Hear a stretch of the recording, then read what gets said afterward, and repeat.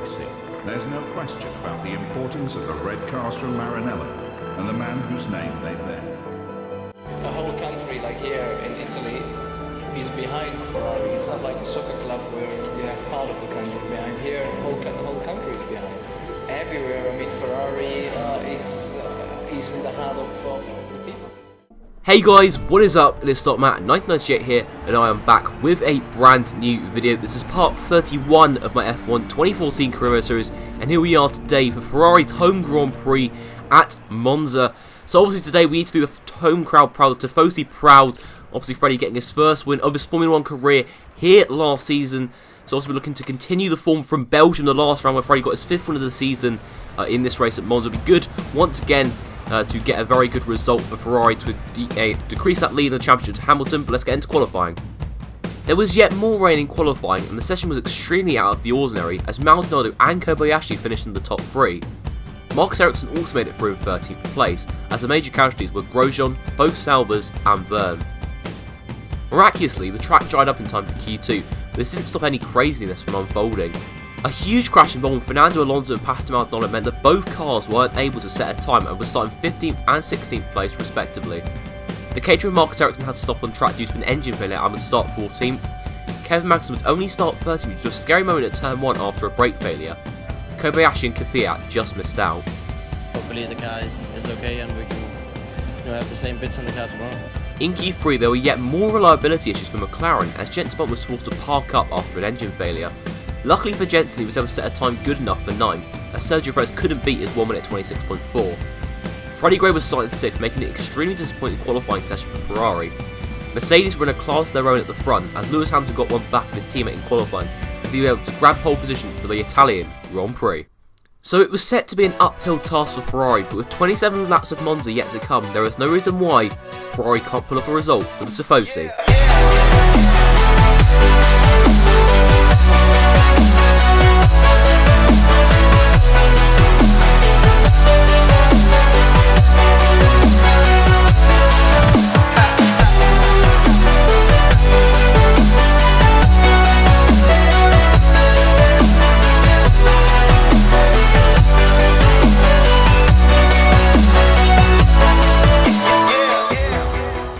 So guys, here we go then for the race day for the Italian Grand Prix. Obviously qualifying really did not go to plan for Ferrari. Obviously Fernando Alonso down in 16th after a crash with Pastor Maldonado and Marcus Ericsson. And obviously Freddie all the way down in 6th position. So really not ideal whatsoever with the two Mercedes cars starting on the front with Hamilton on pole position. That really is not ideal for Freddie as he is obviously aiming to decrease that lead further. It's now down to 50 points after the last race in Belgium. As you see the strategy here is they were aiming to do 2 prime stints in the middle of the race, but I think we could do an option stint at the end because the tyre around Italy is quite low. But let's see how it goes out on track.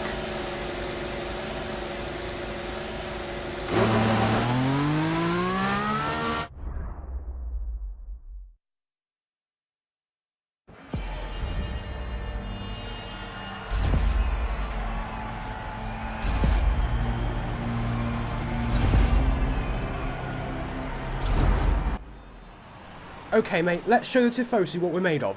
Good luck.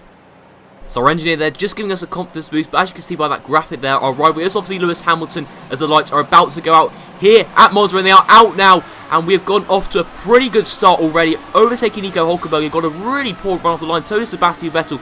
Going into cinematic cameras now, we're side by side with Sebastian Vettel as there's 3 abreast going down to turn 1 with the 2 Mercedes cars, and Daniel Ricciardo's going to go out inside of all of them there. And Lewis Hamilton, look at that, he's been forced out wide by Sebastian Vettel, and we're already up into 5th position, and Rosberg has gone into the lead along with Ricciardo in 2nd, and then Lewis Hamilton is in 3rd, although we seem to be being forced out onto the grass there by Sebastian Vettel, and we're up into 3rd position now, ahead of Lewis Hamilton, ahead of Sebastian Vettel. So Lewis Hamilton has effectively lost 3 positions off the start, so really not too ideal for him. So all we've got to do now, we've just got to try and catch up with Ricciardo. It should be relatively straightforward, seeing as the Ferrari obviously has much better straight line speed than the Red Bull does. And as for the Mercedes, it's just going to be really hard to catch Rosberg today, because if Rosberg stays in the lead for much longer, then he'll just pull away and probably end up dominating this race. But hopefully that won't happen. But as you can see, though, we've already lost 2 cars, so obviously the realistic damage mod around this track is quite effective. But as you can see now, heading down to a Scuderia, which is a really difficult corner on F1 2014 just to get right. Really a lot of understeer and also a lot of oversteer out of the exit. So you can see Freddie getting all sorts of understeer there. Obviously he's running a low aerodynamic package today, obviously because of the straights around Monza. But getting a really poor run out there, and Lewis Hamilton is all over the back of him here. It will even be able to make the move, and also Sebastian Vettel is right there as well. You can see both of them hassling Freddie, and they're actually going 3 abreast down into the Parabolica.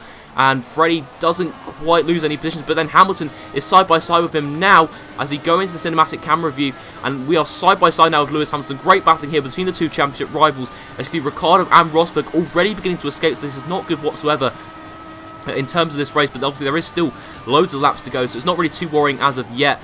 But back there you could see that a Force India actually lost his front wing. I believe that was Hulkenberg crashing into I think his teammate actually, Sergio Perez, or it might have been the Red Bull of Sebastian Vettel. But now going down the inside of Lewis Hamilton, defending that position, Hamilton was already hassling us throughout these first few laps. Really was a challenge and really was quite menacing. I'm quite surprised that he wasn't able to make a move. But now on lap 4 with the DRS, we've actually got DRS and Daniel Ricciardo here, who has sort of fallen back from Nico Rosberg. Rosberg was seriously fast. He was pulling away at about a second a lap, so seriously quick pace there for Nico Rosberg. As he do got the inside of Daniel Ricciardo, almost touching his front wing there, but then Lewis Hamilton sort of actually goes to the move, but then backs out of it for whatever reason. But didn't take Lewis Hamilton long to catch up after he passed Daniel Ricciardo. Ricciardo was seriously losing us. He was sort of losing us by about a second a lap. I don't know what was up with Ricciardo. Just the straight line speed of that Red Bull was just not good enough. We do make contact there with Hamilton.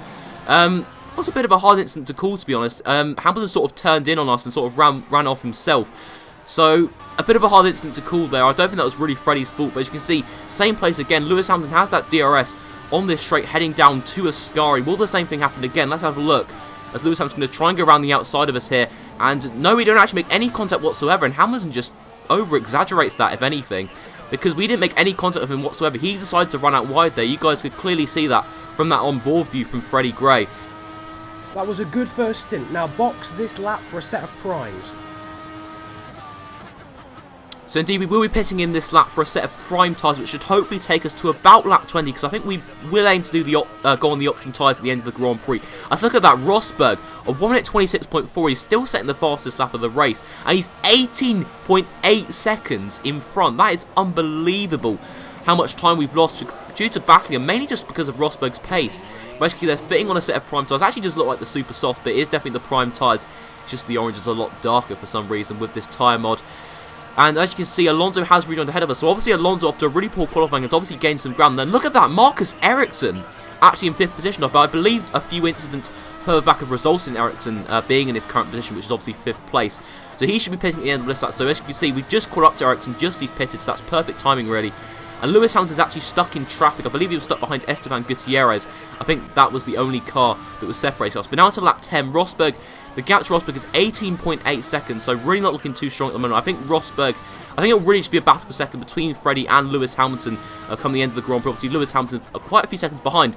But then look at that. We strangely gain about a second in Sector 2 on Nico Rosberg for no apparent reason.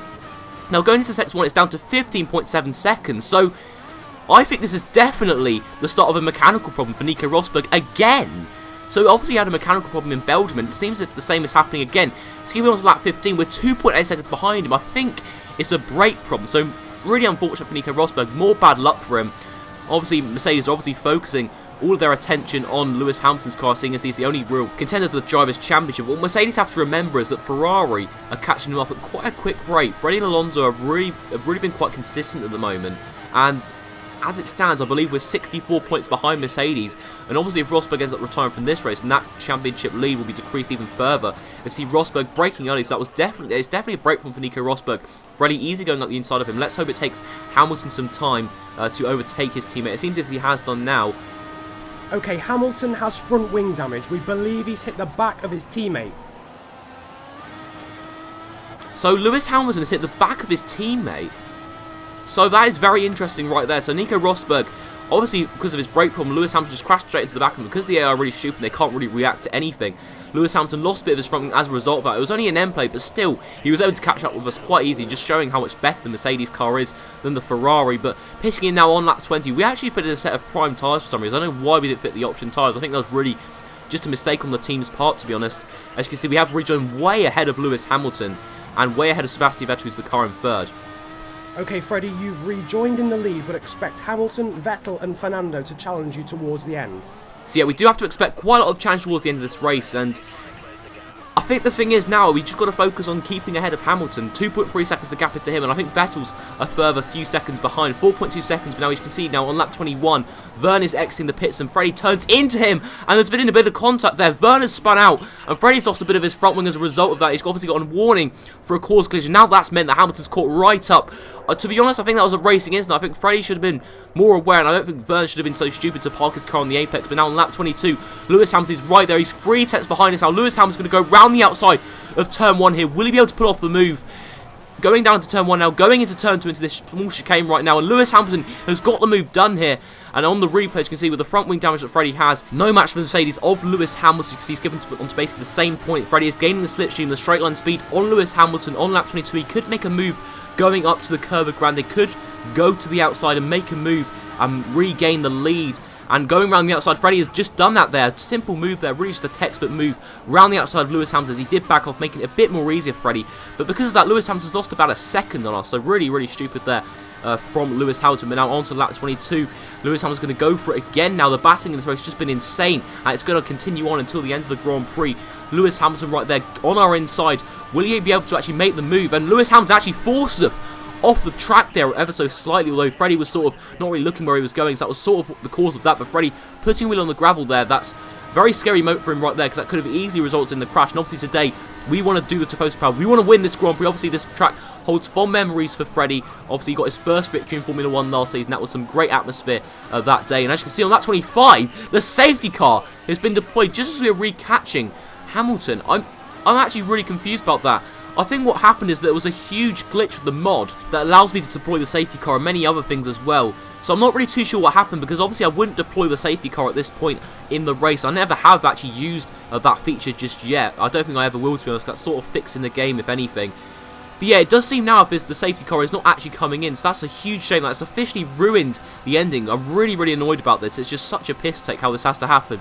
It was a huge glitch with this mod. I probably will uninstall it, because I never deployed the safety car. I wouldn't have been that stupid to deploy it at this point where the battle was going to really heat up come the end of the Grand Prix. But now, the safety car in the stats, we do have one more chance on Lewis Hamilton going around the final corner on the run up to the line. So what we're going to do, I think what Freddie's planning is going to keep it in 4th gear going around Parabolica, because obviously the traction around Parabolica is not too great. So if we can get better traction on Lewis Hamilton, we might gain an extra bit of straight line speed on Lewis Hamilton. We get better traction and grip out the corners. It's going to just be a matter of time now until Hamilton starts zooming off. In fact, he's doing that right now. We've actually gotten better traction there, although we do get a bit of wheel spin in 5th gear actually as we're shifting up to 5th gear. We're actually going to come across the line, and we just lost out to Hamilton. That is a huge shame right there. Really, really disappointing. A great second place today, Freddie. That safety car at the end really cost us dear. But 2nd and 4th for Ferrari is a fantastic result. Now we've lost further points to Lewis Hamilton in the Drivers' Championship, and in the end you can see there Rosberg did actually end up retiring. So it does seem as if Sebastian Vettel finished in 3rd. So really good result for Ferrari actually. I suppose he should still be proud of the result we got today. 2nd and 4th place. And in Constructors, I didn't actually check the Constructors' Championship for some reason. Sorry about that. But yeah, as you can see in the Drivers' Championship now, Freddie Gray, 57 points behind Lewis Hamilton. It's going to be a huge task from here to try and overhaul Lewis Hamilton in the Championship. But there is still 6 races to go where anything can happen, and where Lewis Hamilton's luck could go down the drain. You never know. But anyway, guys, if you have enjoyed this video, be sure to give a like and subscribe if you're new to the channel. Be sure to give a comment your thoughts in regards to today's Grand Prix, and I will see you next time. Bye bye.